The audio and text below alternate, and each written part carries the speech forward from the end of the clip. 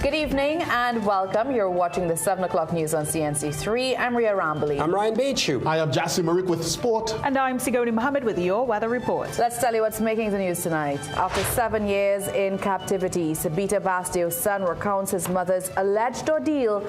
He says they are relieved she's finally free. Autopsy confirms 7-year-old Angelica died from traumatic injuries.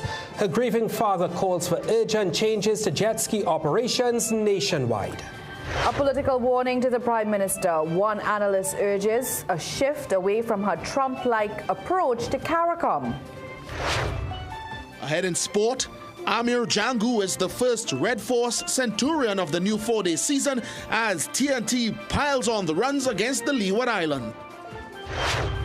We've got unsettled weather building. Find out what it means for the islands over the next few hours coming up in the forecast. Tonight, a woman and her teenage son remain in police custody as investigations continue into the alleged abuse and false imprisonment of Sabita Bastio. The mother of 2 was reportedly being held against her will, abused and exploited. While investigations are still ongoing, her 17-year-old son spoke to Rishi Raghunath and Sasha Wilson about reuniting with his mother after 7 years in captivity. Yeah, she seemed so regret. But she said a long time she never see me. It was an emotional moment when the 17-year-old son of Sabita Bastio reunited with his mother after 7 years apart. He spoke to CNC3 News about the ordeal. We have withheld his identity given his age. Feel better seeing she, that I know she out there, but she ain't gonna be no mission. I know for sure she won't want it to be beaten. She. Comforted by his father, Krishandeo, he says for years they believed his mother had simply gone to work as a domestic helper for a penal woman and her family. We thought she was really going to work, but as like doing housework, we thought she really going to do that, but without knowing she was being abused and the people were taking advantage of she. He says he and his 14-year-old brother missed their mother dearly, and he revealed that recent attempts to visit her were met with violence. 2 times my father gone and they beat him 2 times. And then I gone about a month ago to do some work there with a man to take up some money. And when I gone there, she hit me and slapped my back around me from there when she see me, she paid. Bastio's alleged abuse came to light on social media, prompting public concern and swift police action. Police Commissioner Alistair Guerrero subsequently mobilized a team of officers to locate her. Hours later, a woman and her teenage son walked into a police station with Bastio. She was taken for medical treatment and later transported to a relative's home, where she's said to be recovering. The suspects remain in police custody, but police say charges are yet to be determined as investigators, along with the Victim and Witness Support Unit, continue their interviews. We reached out to the Minister of Social Development, Vandana Mohit, on this case, and our calls went unanswered. Sasha Wilson, CNC3 News. As she approaches almost 1 year in office, today we asked how you felt about the performance of the Minister of People and Social Development, Vandana Mohit. This is what you had to tell us.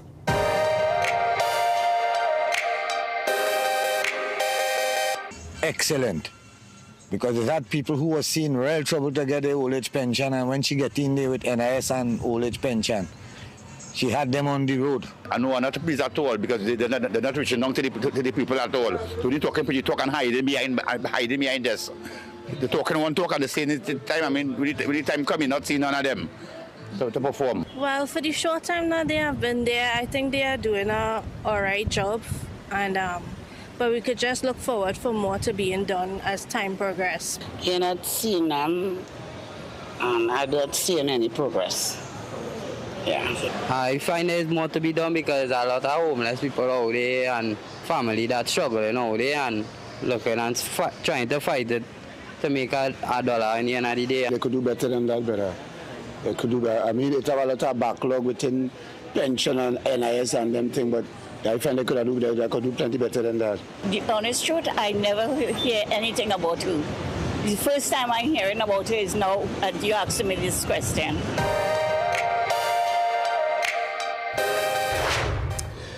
The autopsy on the body of 7-year-old Angelica Jogi has determined she died from multiple traumatic injuries. Police confirmed the findings today following a post-mortem at the Scarborough General Hospital. Angelica and 3 relatives were struck by a jet ski while bathing at Pigeon Point last Wednesday. Her father, Arnold Jogi, remains hospitalized with pain to his back and chest.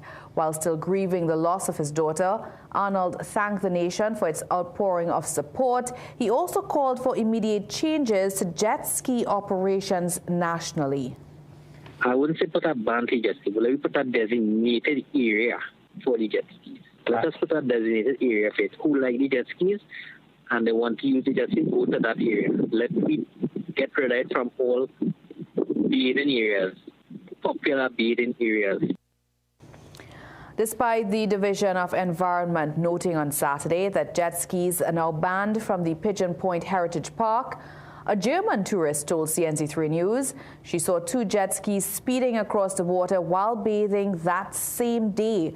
She said the incident left her extremely nervous just days after the deadly accident. Meanwhile, Tobago West MP Joel Sampson says only legislation can fix the problem. We have to have some laws, we have to abide by rules as it concerns the marine park, because if we don't put anything in place, persons will continue to commit these acts, they will continue to do as they please because they believe that the marine park belongs to them. The Buku Marine Park Bill was sent to Parliament since November 2020 but has not been debated. Chief Secretary Fali Augustine and Prime Minister Kamala Persad-Bissessar discussed the bill during a March 27th meeting. Attempts to contact Attorney General John Jeremy on the bill proved futile. It was under the soft glow of candlelight scores of mourners walked through Cottage Road, Barrackpore last evening, honouring 7-year-old Angelica Jogi. They sang Christian hymns and Hindu bhajans as mourners of different faiths united in support of the Jogi family. Dr. Raghunath Mahabir, pastor at the Believers Assembly Church, called for stronger marine safety measures as well as better protection for children. He says Angelica's death must spark change. We have planned this vigil, first of all, to bring awareness to what has happened to our dear little princess. We are hoping that there will be improvements and betterment in marine recreation. We are hoping that people will be aware of how vulnerable our little children are. We are praying and hoping that through this vigil, people will be able to create safe spaces for all our little ones. Angelica was a student of San Fernando TML Primary and was recognized as one of the top pupils of her class. In some major developments tonight, government has officially designated 3 major Middle Eastern paramilitary and political organizations, Hezbollah, Hamas, and the Islamic Revolutionary Guard Corps, as terrorist entities, triggering an immediate freeze on all assets linked to the groups in Trinidad and Tobago. The High Court ordered that all property owned or controlled directly or indirectly by the organizations be frozen under the Anti-Terrorism Act.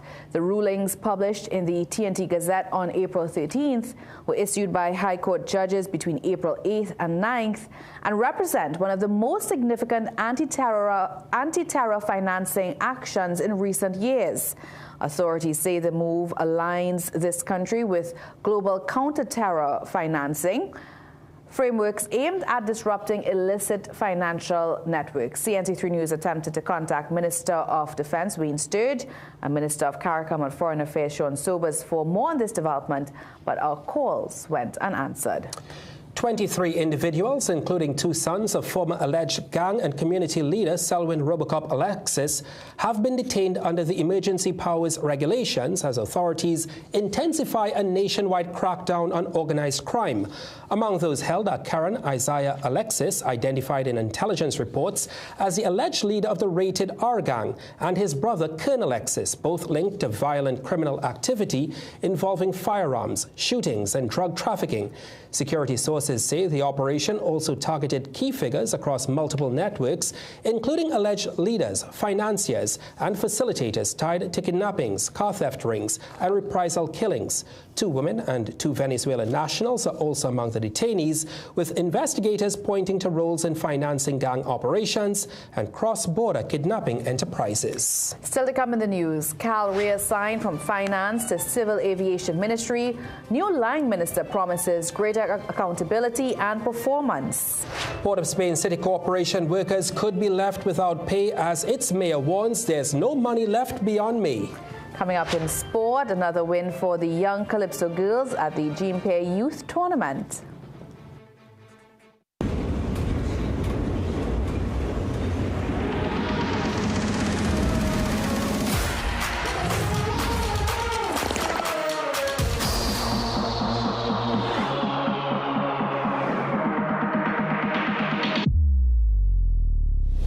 Can you do this?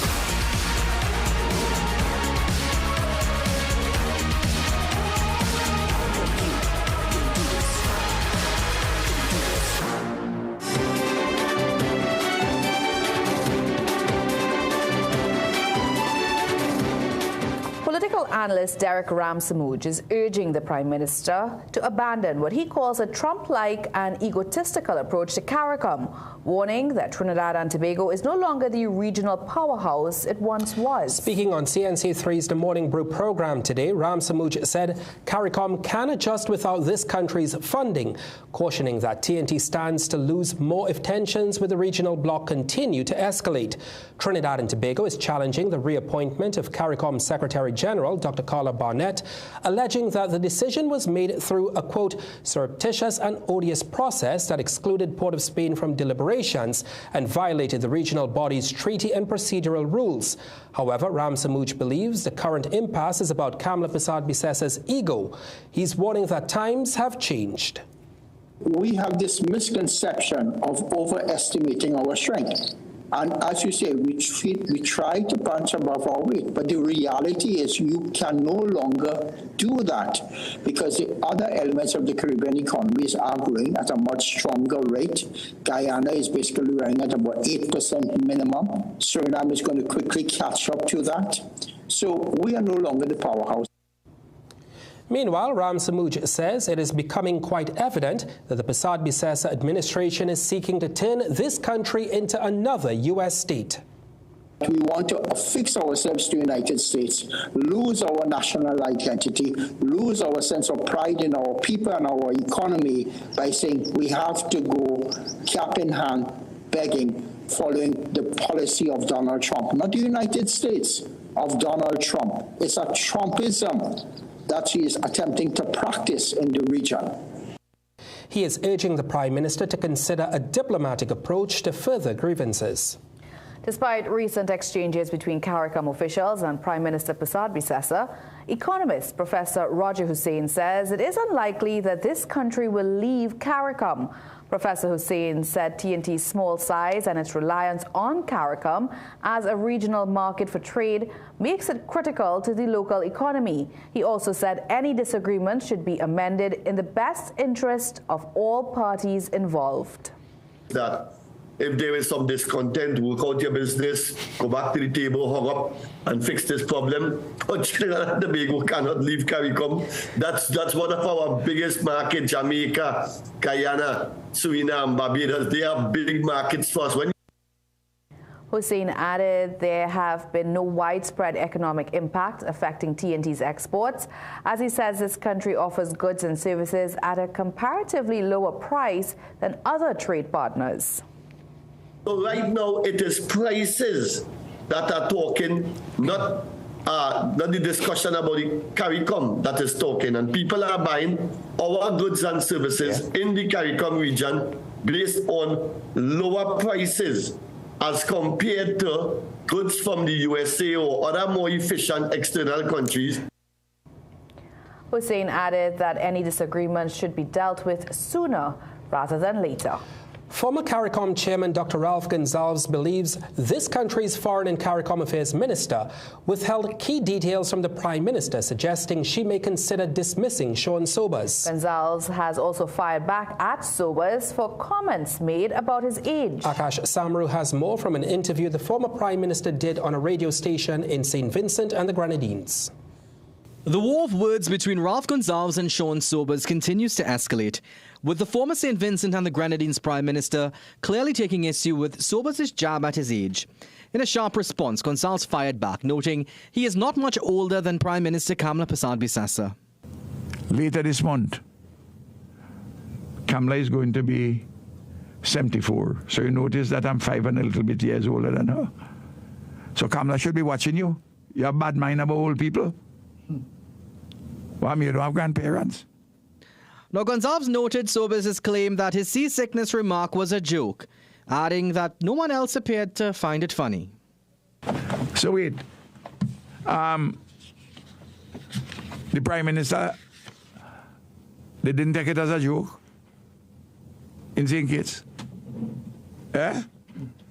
Gonsalves is maintaining that if Minister Sobers wanted to go to the now contentious retreat in Nevis, where the Secretary General was reappointed, he could have.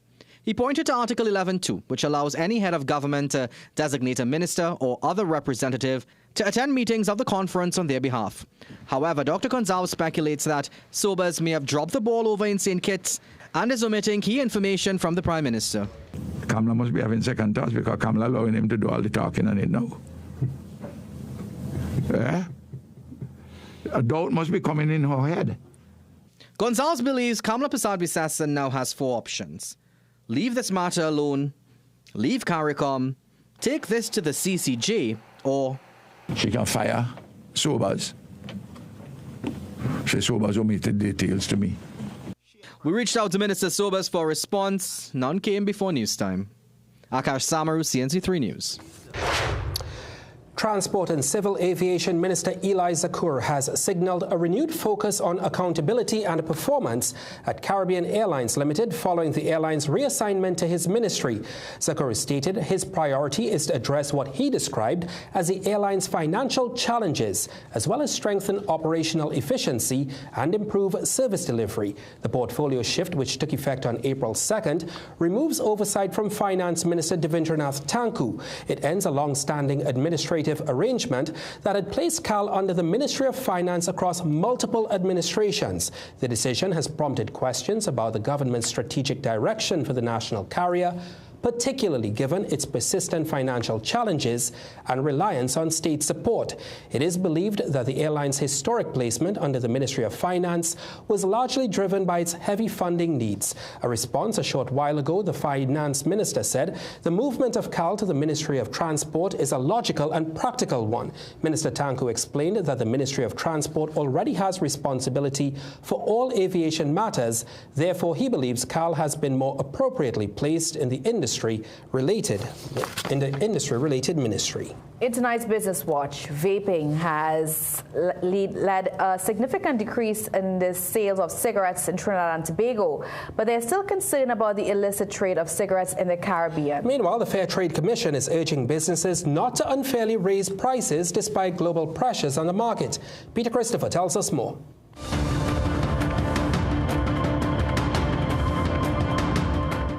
Since the introduction of e-cigarettes and vapes, there has been a significant reduction in the sale of cigarettes in Trinidad and Tobago's market. This was revealed to Business Watch by Raul de Leon, the external communication manager for Philip Morris International, ahead of the company's Technovision 2026 event in Washington, D.C. So after we introduced this product in 2023, up to date, in Trinidad and Tobago, 2.5 million cigarettes have not been consumed. That's how we see that Trinidad and Tobago is being evolving when it comes to smoke-free products.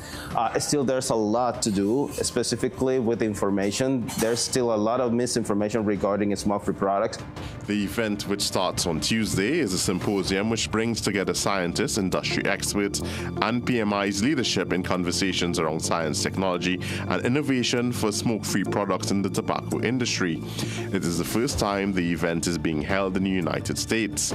Aside from misinformation on these modern products, De Leon says there is growing concern over the illicit trade of tobacco products in the region. Specifically in the Caribbean region, where that is also a place where many countries have a lot of ITP or illicit trade products regarding problems with regulations, because strong regulations, sometimes regulations that get to the banning process, create a lot more illicit trade.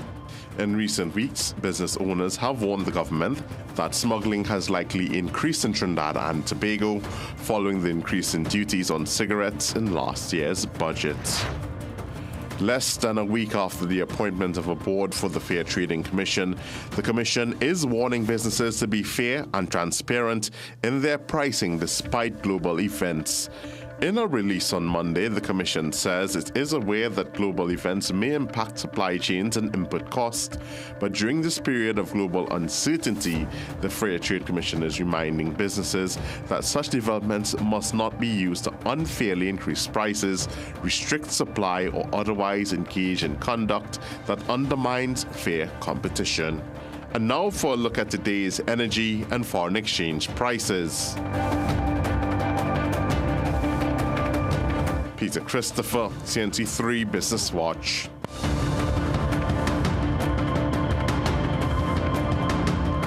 Still to come in the news tonight, parts of Skinner Park still restricted as police continue investigating cyclist's death. After the break, changing skies ahead. I'll break down what that means for us coming up. Higher purchase, credit card, loan on top of loan. This feeling heavy. When debt starts to weigh you down, it's time for a fresh start with fresh cash from NCB Merchant Bank. Their unsecured loan can consolidate your debts into one simple payment. No collateral needed. One payment, one date, less stress? Exactly. With lowered requirements, you can borrow up to $150,000 to clear your debt. Apply online and get the funds straight to your bank account. No branch visit needed. Fast and efficient. Apply today at ncbloanaccess.com. Conditions apply.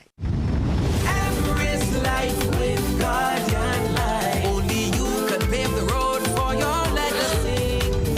Everest life with Guardian Life.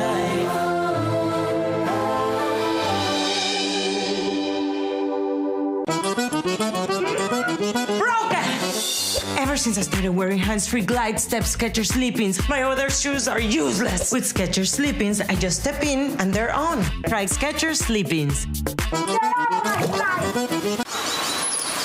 Your future is safe with us. No matter your age or where you're from, or what doors are open.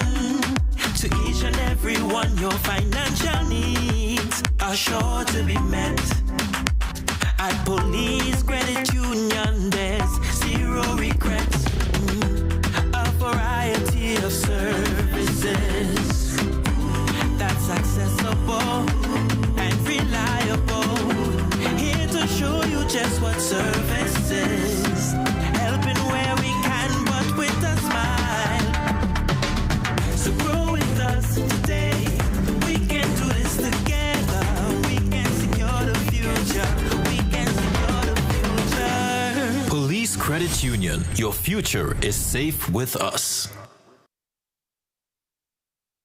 Looking for the ultimate gaming experience? Welcome to Phase 22 Gaming Lounge, where gamers of all ages come to play, compete, and have fun. Dive into your favorite games on PlayStation, Nintendo, Xbox, or race on our high-tech racing rigs. And experience the thrill of VR with PlayStation and Meta Quest. Our lounge is safe, comfortable, and perfect for everyone. When you're done, check out the latest gaming systems, accessories, and even Samsung and Apple phones. Visit us on the second floor of Gulf City Mall or call 786-2404 to book your gaming session today.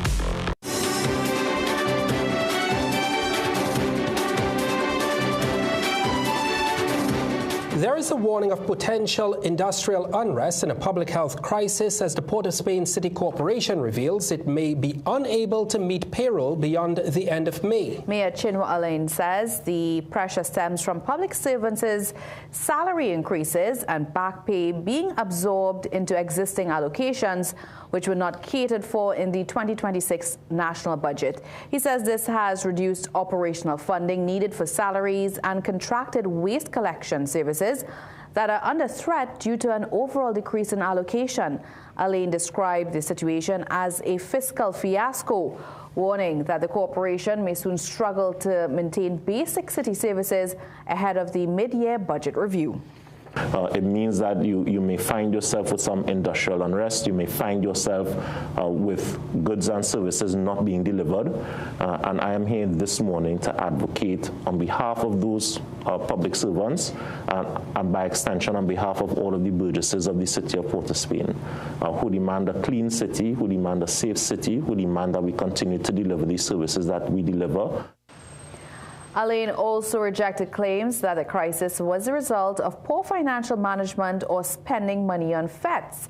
He said municipal corporations are bound by strict budget line items and require ministerial approval to shift funds between categories. However, Minister of Rural Development and Local Government Khadija Amin dismissed the mayor's claims, saying government is addressing long-standing debt incurred under the former administration. She said there was no directive for back pay to be funded from current year allocations, rejecting the mayor's characterization of the budget process. The mayor's claims are just rubbish. He is just seeking attention. Unfortunately, the mayor of Port of Spain has a very poor track record of performance. And I know that local elections coming up, he probably wants his party to put him back. And he's coming out here with all these allegations. The assertions made by him are simply untrue. And I will continue to work with every corporation, including Port of Spain. Well, San Fernando Mayor Robert Parris says his corporation is also facing financial pressure with a projected $31 million shortfall affecting salaries, procurement, and contracted services. He says the constraints are already impacting maintenance, labor support, and essential operational functions across the city. Meanwhile, Siparia Mayor Dudnath Meru says his corporation remains stable but will still require additional funding for recruitment, recurrent expenditures, including salaries, NIS, and garbage collection. And Penal Debate Chairman Gautam Maharaj says budget releases are staggered throughout the year, with adjustments typically made to meet new obligations, such as increases in NIS contributions. The president of the TNT National Nurses Association is warning of further disruption across the country's healthcare system following last Friday's large-scale protest in Port of Spain. Edie Stewart tells CNC3 News the association estimated that more than 2,000 people participated in the march, which included not only nurses and midwives, but a wide cross-section of healthcare workers. He said the demonstration highlighted growing frustration across the sector, particularly over the lack of clarity from the government on salary increases. While the TTNNA has attempted to limit disruption by staging protests during lunch hours, Stewart admitted that last Friday's action still impacted services, including surgeries and other critical operations. He further warned that more severe action may be imminent.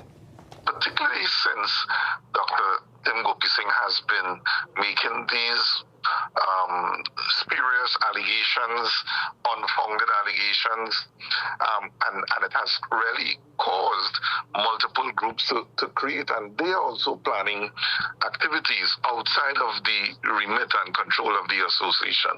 And from what we are hearing, from what we are seeing, is going to cause a lot of disruption in the healthcare system.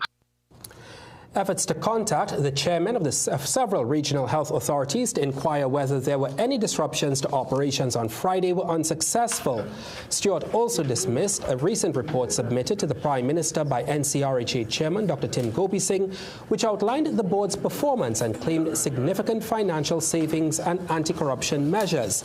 Stewart rejected Dr. Gopi Singh's allegations of corruption and irregular practices involving nurses, noting that no such cases have been substantiated by authorities.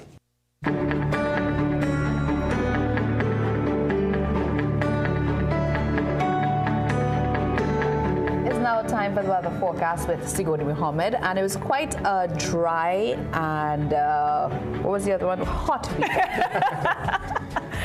Were you saying today or the weekend? I went over the weekend. It was right because this weekend I promised you nice conditions. You got the nice, right?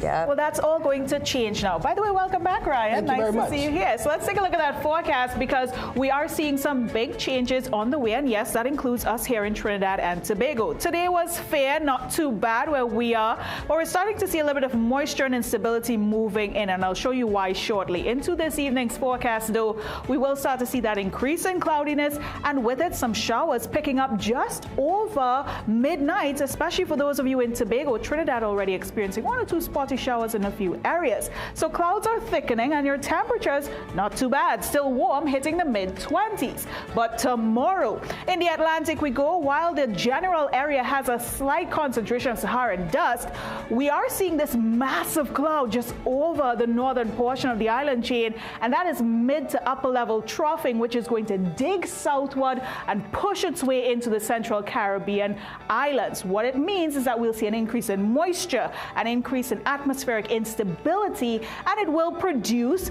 cloudy conditions. We could see showers. Some of the islands could even see isolated thunderstorm activity in the dry season, right? But this could happen. For Trinidad and Tobago, however, we're already starting to see that increase in cloudiness overnight into tomorrow, and this troughing will be with us for the next day or two into midweek. So as you get up into tomorrow's forecast, you may just want to have the umbrella on hand for some quick passing shower reaction. We'll see those temperatures still warm across Trinidad and Tobago in the low 30s, but you'll notice there's a little bit more cloudiness than sunshine, even for those of you heading offshore. While conditions are slight to moderate, not too bad, east-northeast to east-southeasterly winds, rather light at this time. It will pick up though, where we start to see some showers developing across the islands, and with it we'll see those open water waves coming in between 1.5, even hitting 2 meters in height, below 1 meter in height if you're within sheltered areas. But get this, into tomorrow's outlook, spring tide is back in effect, so we're looking out for abnormal high and low tides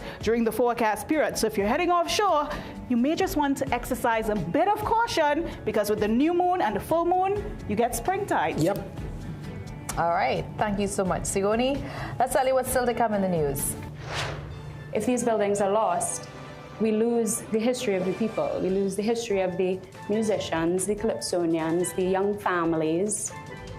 One woman is on a journey to preserve part of our history by restoring the last gingerbread house on Anna Street. With the cold and flu lurking around every corner, keeping your immune system strong allows you to live the life that you want every day.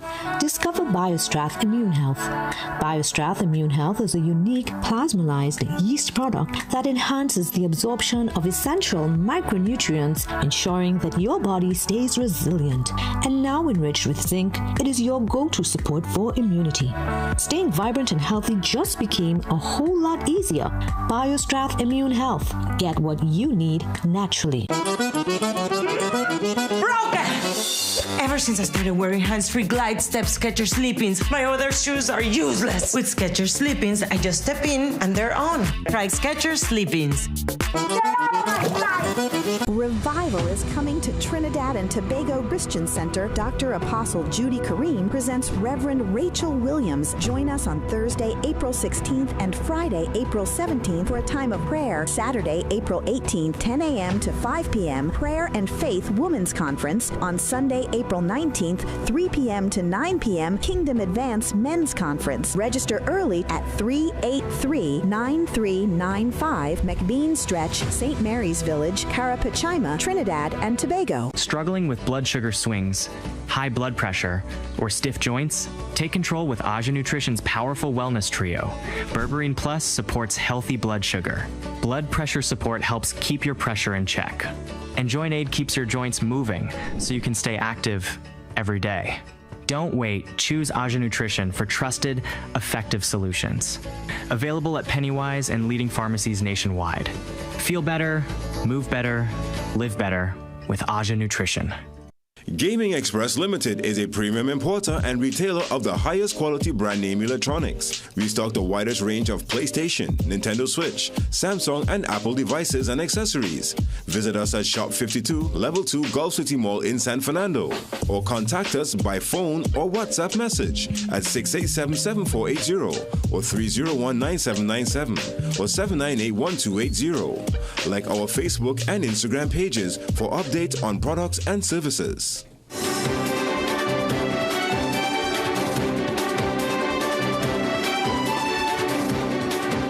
A man identified as Shaquille Smart was shot and killed during a purported shootout with officers of the Guard and Emergency Branch in Cascade on Sunday night. Police said officers were on patrol around 10 p.m. along the Western Main Road when they noticed a white Nissan 80 wagon nearby with 3 men inside. On seeing the police vehicle, the men sped off, leading officers on a chase to Mount Hololo, Cascade. During the chase, the men allegedly opened fire on the police, who returned fire, causing the 80 wagon to veer off the roadway. 2 of the suspects escaped, while the third, who was shot, was taken to hospital where he was declared dead. Investigations are continuing into the death of cyclist Colin Wilson, while parts of Skinner Park in San Fernando remain restricted as authorities examine the circumstances surrounding the incident. 44-year-old Wilson of Carenage died after sustaining severe neck injuries during the Easter International Cycling Grand Prix on April 3rd. San Fernando Mayor Robert Paris says sections of the cycling track in the field at the first-class grounds have been cordoned off while the Occupational Safety and Health Agency and other bodies continue their probe. He says the San Fernando City Corporation is cooperating fully with the investigation. Paris says the restrictions are in place to prevent interference with the area, while other sections of the facility, including the auditorium and some courts, remain open. He adds that the council will await the outcome of the investigations before deciding on the future of the cycling track at Skinner Park. The restart of the Petrotrin refinery could prove beneficial to this country. This is according to Executive Director of the Caribbean Center for Renewable Energy and Energy Efficiency, Dr. Mohamed Nadgi. Dr. Nadgi appeared on the Big Interview last night, saying given the volatile conditions the world faces amid the ongoing Middle East conflict, the Petrotrin refinery could prove to be an asset for this country. I have read that there are open discussions with Trinidad and Tobago to be able to utilize or being able to capitalize on the oil fields in Venezuela, and I believe that it is beneficial. Historically, we do know that Trinidad and Tobago has benefited significantly from oil exploration, and as a result of that, there is no different. It does trickle down significantly and quickly towards the ability to provide jobs and being able to show a measure of stability at the highest levels economically, and to be able to provide that support to people. Meanwhile, with Shell and the Venezuelan government reportedly in advanced talks to develop 4 large areas near Trinidad, Dr. Nagdi says it's too early to tell whether it can have an impact on regional energy security. You can watch a repeat of the full Big Interview on Tuesday at 5 p.m. All right, it is now time for sport with Jassy. Jassy, it was an emotional night in Maloney. Victory for not the Indiana Pacers, but the Maloney Pacers. That is right. They fought back from defeat in Game 1 to apply pressure on police, and now they can call themselves national champs. We have Game 3 highlights after the break. And this is not a fet, this is fitness. The 35th Carifin Games are launched in fine style. Stick around. We'll tell you more after the break. Is mealtime more of a chore than a cherished time? Does a lack of appetite keep your family, young and old, from getting the nourishment they need? Introducing Apetamin, the gentle, effective appetite stimulant designed for every age. Apetamin helps spark the natural desire to eat, turning hesitant nibbles into satisfying meals. Watch as food becomes exciting again, fueling growth, energy, and shared moments around the table. Give your body the gift of a joyful appetite. Find Apetamin in pharmacies nationwide. Things don't always go as expected. Be ready with Trinry for auto, home, business and group life. Call us at 800-TRIN or visit trinry.com today. Huge insurance premium. Pay your premiums bit by bit with FlexiPay from Trinry. For more manageable auto, home and commercial insurance payments, call us at 800-TRIN or visit trinry.com today. Trinry. Premier insurance coverage for less. Looking for a smart way to grow your savings? For just a limited time, the Trinidad and Tobago Police Credit Union is offering competitive fixed deposit rates of up to 4%. That's up to 4% guaranteed when you invest with PCU Fixed Deposit. Visit any of our locations in Barataria, Arima, San Fernando, or Tobago to get started today. For more details, visit policecreditunion.com or call us at 6124-PCU. PCU, your future is safe with us. Move from CXC to your business management degree in just over 2 years with the globally and ACTT recognized ABE qualification at CTS College. Students with limited CSEC passes or mature candidates with work experience can enroll. Each level can be completed in under 6 months, with a diploma awarded upon completion of each level and a bachelor's degree awarded at the end of the entire program. Contact CTS College today and ask about our flexible payment terms.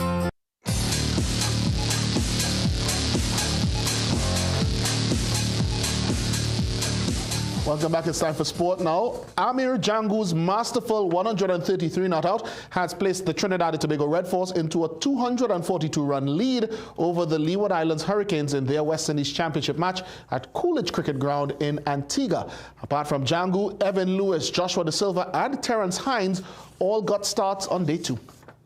The Red Force started day 2 on 62 not out in response to bowling the Leeward Islands out for 138 on day 1 in Coolidge. But opener Cephas Cooper could not add to his overnight score of 22, O'Shane Thomas nipping the edge through to wicketkeeper Jamar Hamilton. Red Force veteran Jason Mohammed came next, stroking 3 fours, but then edging Justin Greaves through to first slip, departing on 17, TNT 88 for 2. Jid Gooley's edge also flew to Greaves at second slip, giving O'Shane Thomas a second scalp. But any idea of a TNT wobble was averted as skipper Joshua De Silva joined Amir Django in guiding the team to lunch at 128 for 3, 10 runs adrift of the Leeward Islands' first innings. After the break, De Silva continued with some measure of fluency as he moved into the 40s. Django ensured that he was never too far behind. De Silva was first to 50, driving assuredly down to long off and raising his bat, hopefully not for the last time this season. But he would soon be dismissed on 62, trapped in front by Rakeem Cornwall. And after earlier complaining of chest pains which prevented him from resuming his overnight score, opener Evan Lewis raced to 49 once cleared to play, and then suffered an unfortunate dismissal, playing on while facing up to Thomas. All the while, Django amassed his runs with precision. And a single to Amir Django brings up his century. He would end on 133 not out, and with a handy 55 not out from Terence Hines, the Red Force closed day 2 on 380 for 5, a lead of 242. Well, in other matches in the championship, Guyana Harpy Eagles are 29 runs adrift of the Windward Islands Volcanoes at North Sound in Antigua, resuming on 2 without loss to the Windward's first innings of 286. Tejanrai Chandapal struck 70 and Kemal Savory hit 77 as the Harpy Eagles reached 257 for 9. Gillon Tyson has been the best Volcanoes bowler with 4 for 64. And at Spanish Town in Jamaica, the hosts resumed on 17 for no loss in reply to 348 all out from the Barbados Pride. The Scorpions closed on 275 for 6 behind a Carlos Brown 61. Pete Salmon is not out on 38, and Romain Morris, he made 35, also unbeaten. They trail by 73 runs with 4 wickets in hand. Well, defending champions and hosts of the Jean Pierre Caribbean Youth Netball Tournament, Trinidad and Tobago notched a second consecutive win in this year's competition on Sunday night. The young Calypso girls held Grenada in their crosshairs at the UE Spec St. Augustine facility. Netball fans continue to hold high hopes of witnessing a Trinidad and Tobago title defense at the Jean Pierre Youth Netball Tournament being played in St. Augustine. After the young Calypso girls started with a win over Cayman Islands on Saturday, Sunday night's opponent at the UE Spec was Grenada. From the first center pass, energetic defense looked like it would be a hallmark of TNT's gameplay. They were intent on smothering their counterparts from the spice aisle. With Game 1's leading goal shoot, Curleen Lara rested from the start. TNT's scoring duties fell to Venus Kirk. She was up to the task, shooting 7 from 15 overall, but TNT's start was slow with only a 4-2 lead after the first quarter. With some tweaking during the break, which included the introduction of Lara at shoot and Kirk shifted to goal attack, TNT eventually warmed up. Lara was in her zone despite not playing from the beginning, while Grenada's Roshona Francis was a spark for them, outfoxing the TNT defense here to drop one of her 10 goals from 13 attempts. However, that could not prevent them from trailing 16-5 at halftime, with TNT simply irrepressible in and around the shooting circle.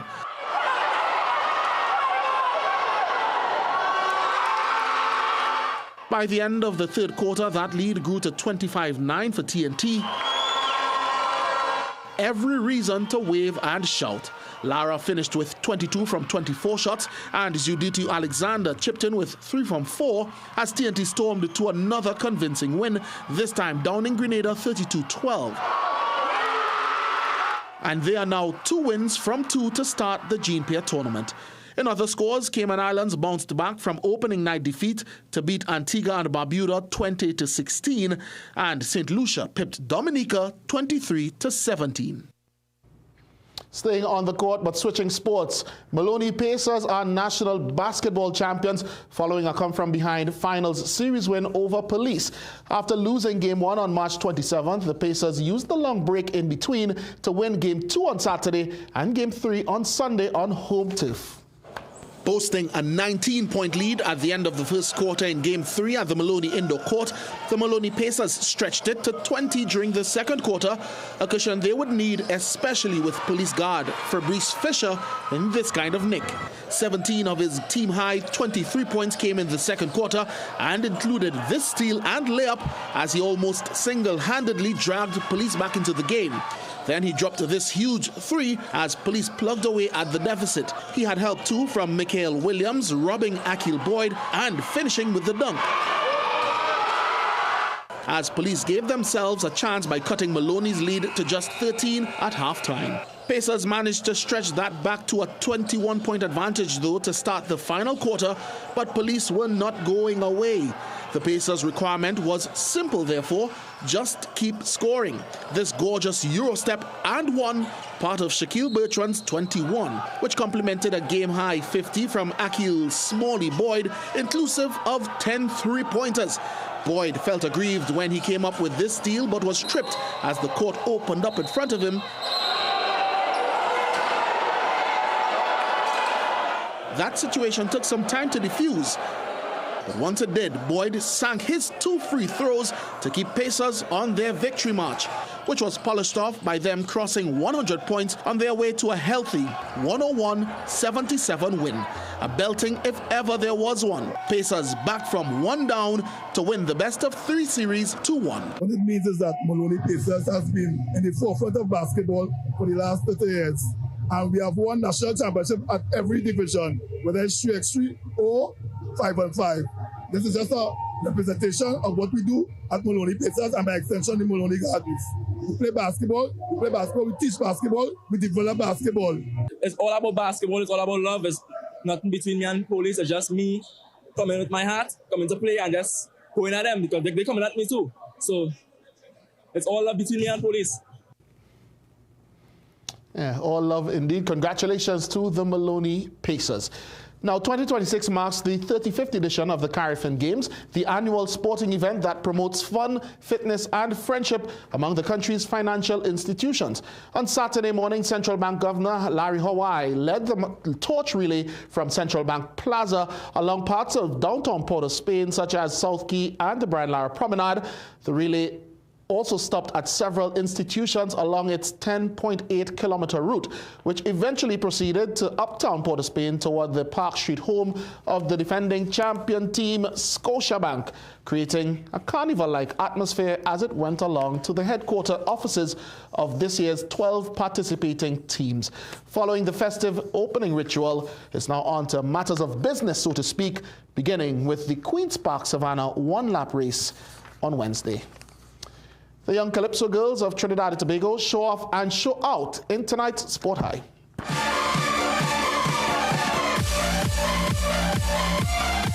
Turning defense into attack in the blink of an eye is almost a requirement of modern-day netball, and TNT's junior Calypso girls understand that to a science. The play to break down the Grenadian attack before finishing with the bomb from distance had the crowd jumping. So take a bow, ladies, as you land in tonight's CNC3 Sport High.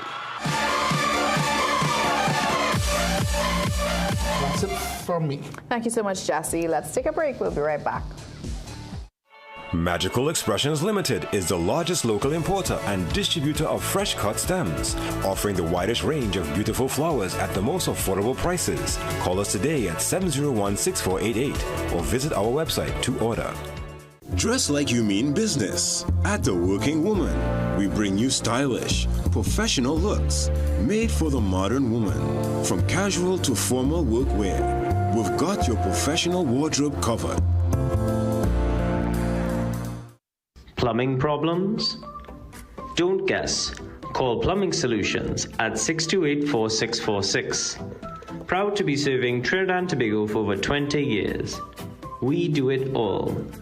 Maintenance and repairs, new construction, sewer lines, inspection, drain cleaning, leak detection.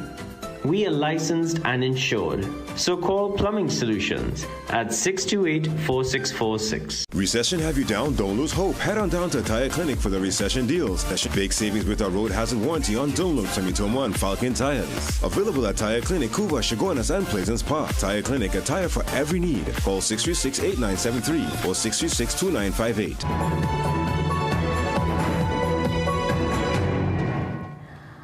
Internationally, an escalating spat between two of the most powerful men in the world, Pope Leo and U.S. President Donald Trump. The president is calling the pontiff weak, while the first American pope insists his only mission is the gospel, not politics. More from CNN.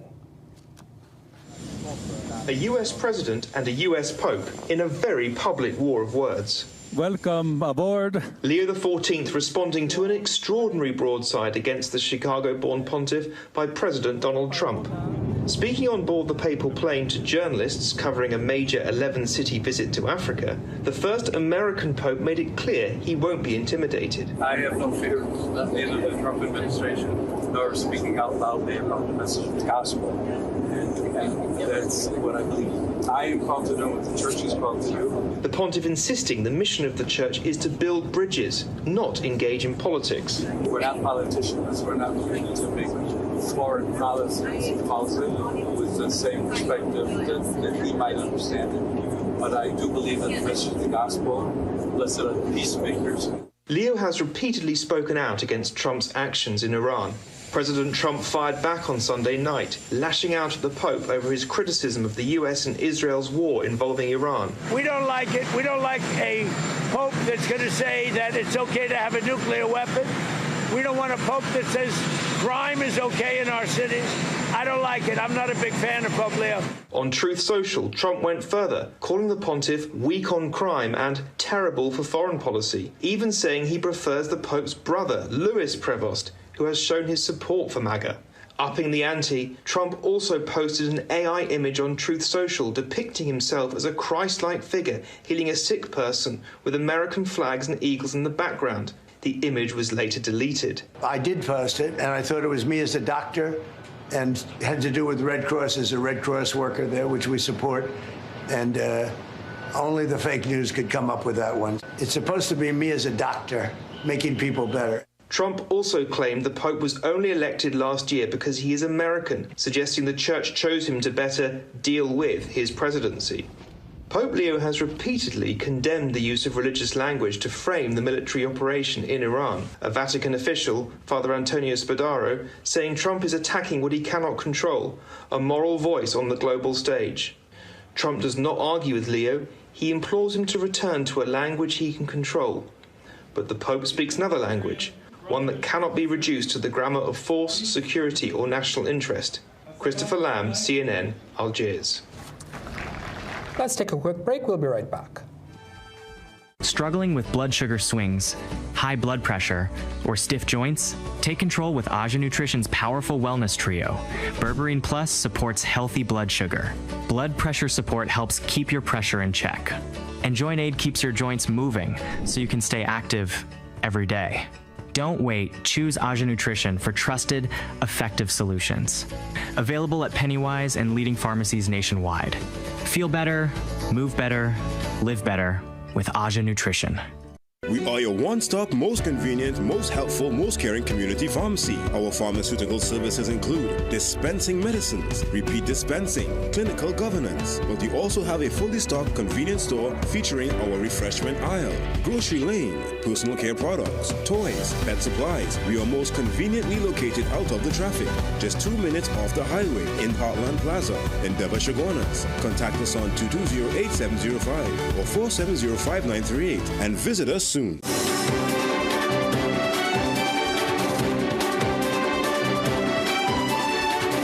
Welcome back. If you frequently traverse areas like Woodbrook and Belmont, you've probably seen a lot of gingerbread homes. While most of them have been repurposed and even modernized into businesses, there are a few in need of restoration. One such building can be found at number 20 Anna Street in Woodbrook. It's known as the last gingerbread house on a street that once housed many of its kind, but one team is hoping to restore it to its former glory. Liana Maharaj and Crystal James have more.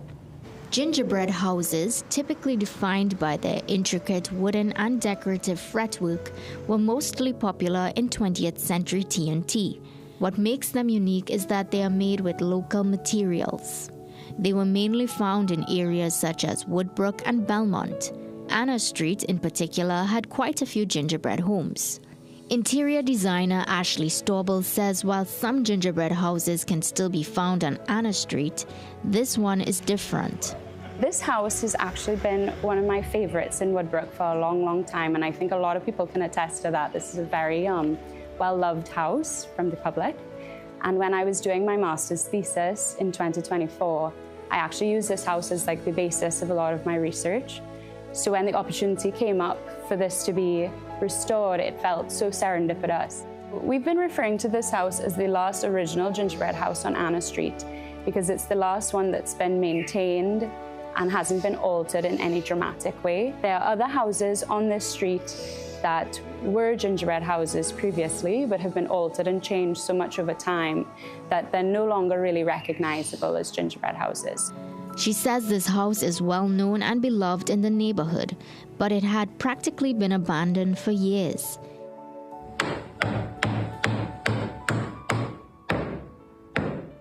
The restoration journey began in November 2025, and while it's currently a work in progress, it was in a worse-off state. The condition of the home was quite deceiving. When we first arrived, we thought, no, we have some good bones. This house is in good condition. It wasn't until we exposed all the internal timbers that we saw the extent of the termite damage. It's been very time-intensive and concentrated work, very careful work. This initiative is more than just a project. It's about preserving important parts of our history, and that's something the National Trust is hoping that more people can take part in. There are so many gingerbread houses in Trinidad and Tobago, especially in this Woodbrook area and areas like Belmont and so forth. I don't have an exact figure on how many are in existence, but I know that we're losing them at an alarming rate. It's something he says is inevitable with development and climate change, but it's why the National Trust has initiatives such as the Heritage Tax Allowance Program. The Heritage Tax Allowance Program offers assistance to property owners from different companies that spend money to restore or maintain listed heritage buildings. The government then allows these companies to claim 150% of that expenditure as a tax deduction. If you think your property may be of heritage significance, Morris is urging that you reach out to the National Trust in order to keep parts of our history intact. Something Stauble says should be seen as precious to every citizen. If these buildings are lost, we lose the history of the people. We lose the history of the musicians, the calypsonians, the young families that live in these houses in the decades leading up to independence. Liana Maharaj, CNC3 News. Thank you, Liana. I learned so much in that story. Yeah, and such an important part of our 20th century history in those buildings. Yeah, beautiful architecture. Always admire those homes. Yeah, I love to slow down when I'm driving and have a look at it. You're right. You do drive pretty slow, right? All right, as we leave you, let's remind you to stay connected with us on our social media platforms. Because there you'll find tonight's stories, the latest updates, and exclusive content. And don't forget to pick up a copy of the TNT Guardian newspaper. We've come to the end of the 7 p.m. news on CNC3. Thank you so much for watching. I'm Ria Rambo. I'm Ryan Bechu. I am Jassi Marik. And I'm Sigoni Mohammed. Do have a good night.